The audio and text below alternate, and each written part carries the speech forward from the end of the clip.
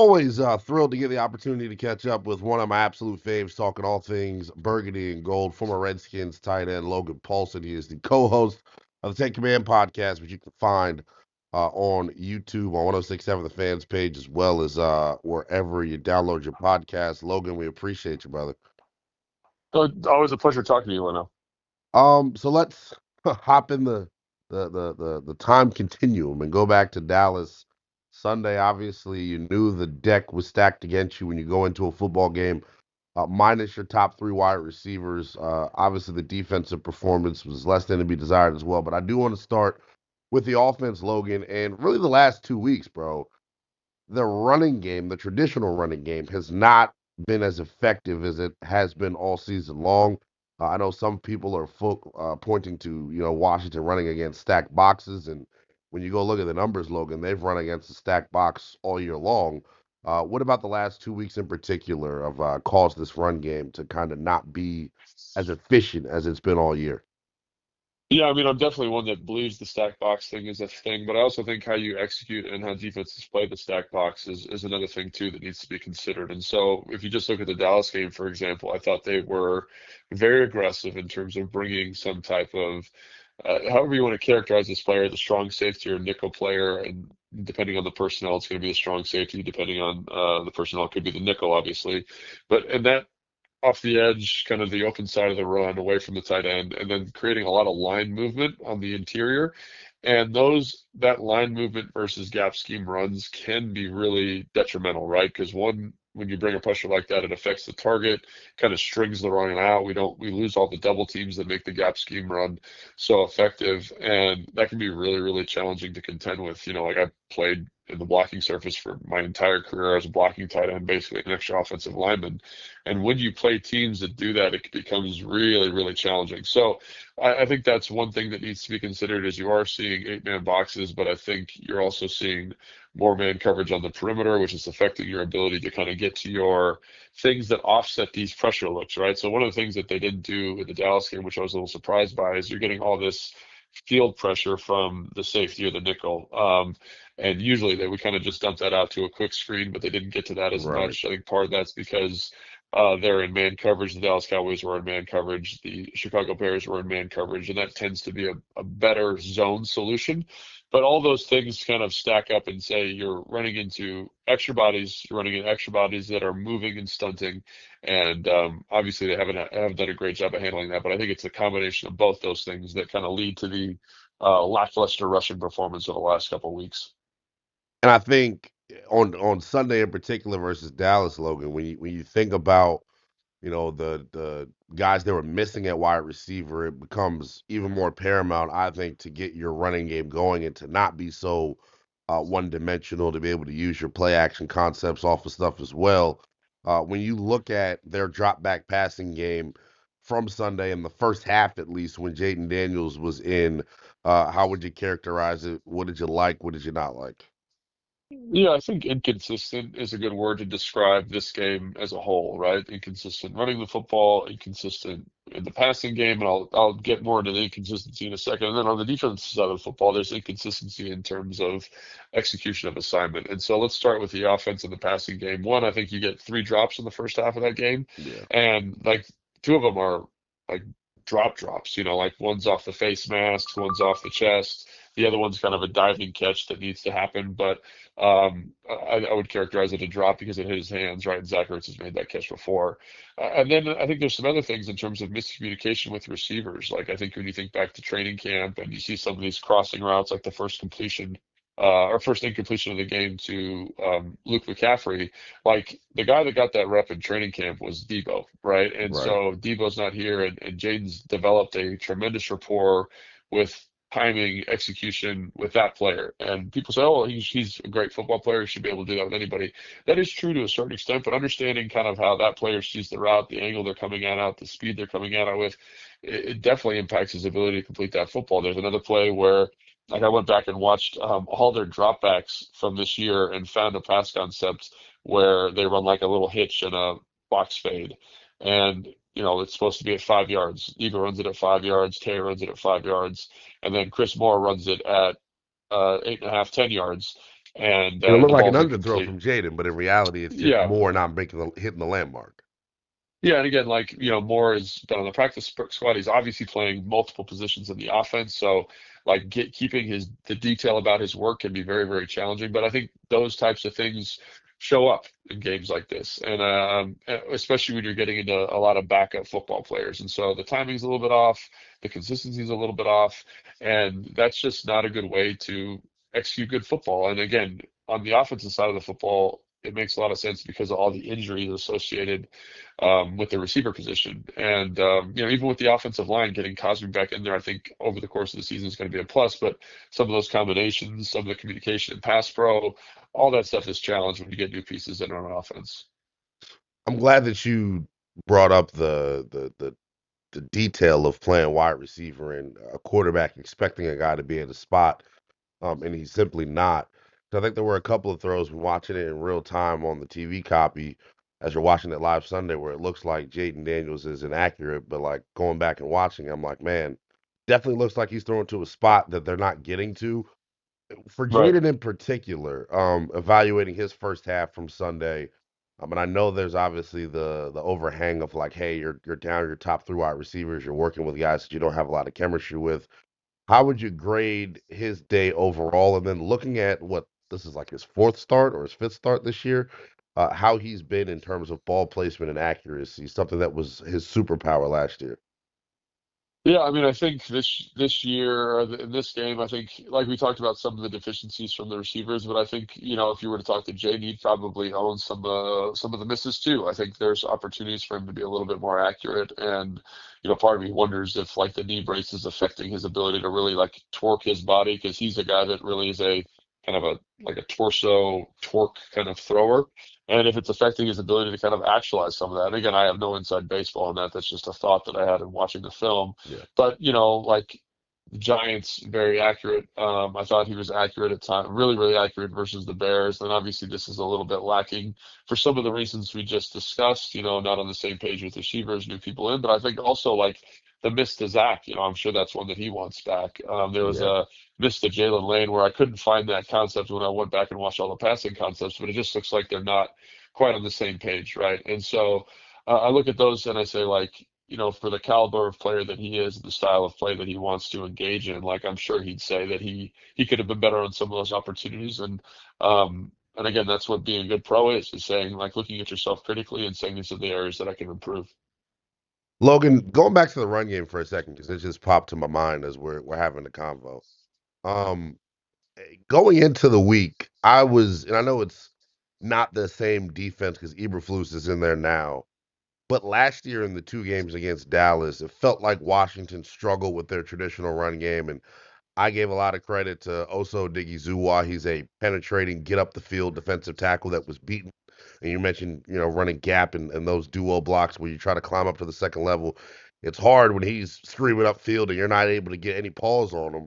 What did you think about the way the interior offensive line played on Sunday, and were you more surprised that they didn't try to attack Dallas on the edges where you've got Dante Fowler and Ezeraku and some smaller guys? Well, I think it goes back to the pressure stuff, quite honestly. Yeah. Like I think like this is not a necessarily perimeter running team. They want to run duos, they want to run counter, they want to run kind of downhill, attack the A gap, move people off the spot type of runs. And in this game, I just felt like they didn't again, Dallas did some good stuff schematically, but also like it negatively affected the offensive line's ability to target these runs correctly. And you saw that because sometimes there's free runners in the hole, there's loose combinations because we're not going to the right person. And again, like that's part of one of the difficulties of getting in 12 and 13 personnel and running against heavy boxes is that you get more bodies in there. You got to figure out who's who. And I felt like there were times in this game where that was tough. So, am I surprised that they didn't attack the perimeter more? No, because that's who they've been this year. That's what they've been successful with. Do Can they do that? Yeah, they did call some like bounce and perimeter stuff. It just didn't hit very well again because of targeting issues more. So I think as moving forward again, like we talked about execution and assignment, and I think that's some stuff that that group can probably get a little bit better with moving forward. One specific play is actually, ironically, the last play that Jaden played in this football game. Uh, when going back and watching, I don't know how fresh that is at the top of your mind. Do you think the ball was out on time there? Do you think that defender in his throwing lane made him drop the football or made him not let it go to Zach Ertz? Yeah, I mean, I kind of went back and thought it was Zach's up and the ball should be out, but I do think like the way the defender attacked it and how free the defender was in terms of getting to him, I think it definitely affected his what he thought was his ability to complete that football. So color flash, pulled it down, tried to make a play, and obviously balls out. So I definitely think it was the rusher definitely affected Jayden's ability to complete that football.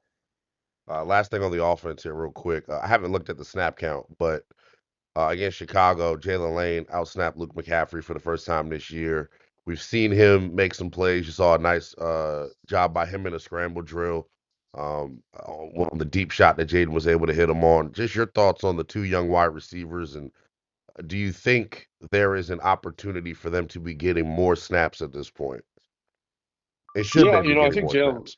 Yeah, I think Jalen Lane's done a really nice job. I think he's grown as a route runner and as a pass catcher, and I think there's still room for him to continue to grow, like with most players in the NFL. Like you haven't arrived, right? But I do think he's shown some really positive signs. And again, I think you feel his speed, you feel his explosiveness, and it'd be interesting to see over the next couple weeks if he gets more opportunity. I think Luke is interesting because I think he does the kick return stuff well. I think he blocks well. I think he runs certain elements of the route tree really well, and I think he's kind of in a good spot. And I think maybe there will be more opportunity for him in the pass game when some of these other pieces come back, and he can get a more specific role in terms of touches. But I actually think Luke's doing a really good job with what they're giving him, and maybe he gets more opportunities. I don't know, but I've been very pleased with Luke so far this season. Joined right now by former Redskins tight end Logan Paulsen, the co-host of the Take Command podcast. You can download that wherever you get your podcast. It's on YouTube as well. I do want to flip to the defensive side of the football. Um, it's kind of hard to now that I've gone back and watched a little bit, and I actually watched the defense a lot closer than I watched the offense. Logan, it's just tough, man. You're going up against. You want to give credit to Dallas. I think that's my takeaway coming back from watching the defense, Logan, is I think Dallas, George Pickens is elite. CeeDee Lamb is elite. Dak Prescott is elite. That offensive line, one of the better ones in the National Football League. And when you're down your best edge rusher, it's just hard to impact Dak, and that's the best way to stop them. Just your overall thoughts, I guess, here quickly on the performance of the defense. Yeah, I mean, I agree with what you said there quite a bit. I think this was a tough rewatch, and I do think you got to give a lot of credit to Dallas. I think Dak is playing in the position at such a high level, man. He is balling his face out, like he's mastery at the line of scrimmage, Yeah, the way he's throwing the football, his connection with Pickens, and Pickens' ability down the field to like win contested catches is really tremendous. And I think like after watching him and after watching him over the course of the season, like he's playing into that top 10 caliber receiver at the moment. Like he is a special athlete and he catches his football at a really high level. That being said, I do think there's some stuff that the defense can improve on, like with anything. I think there's some stuff in the run fits where you're like, man, this seems like it's right. I don't know. I don't, I'm just kind of going off what I've seen based on yeah, football, what I've seen watching a lot of football.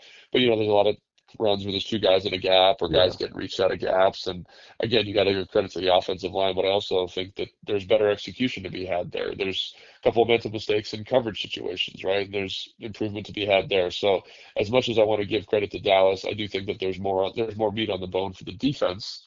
And I think over the course of the next couple of weeks, I think Joe Wood Jr. is going to work really hard to get that out of them. So while you got to give credit to Dallas, and we knew this going into the game, this was going to be a tough right. out because of how skilled they were offensively.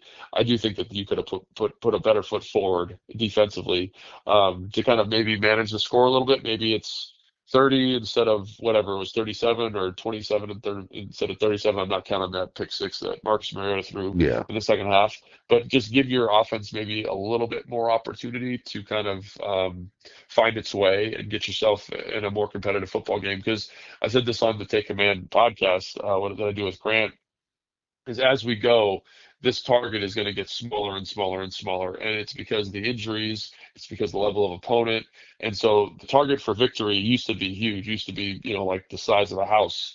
Now it's probably the size of a basketball, right? We just got to Right. play really consistent, complementary football. Defense has to support the offense. Special teams has to support both sides of the football. And I think that's what you're feeling there. So when I'm saying they need to improve and get more detail oriented with assignment, alignment, technique, and execution, it's more saying like for us to win football games, that's the standard we have to get to. And I think everyone in that building is aware of that.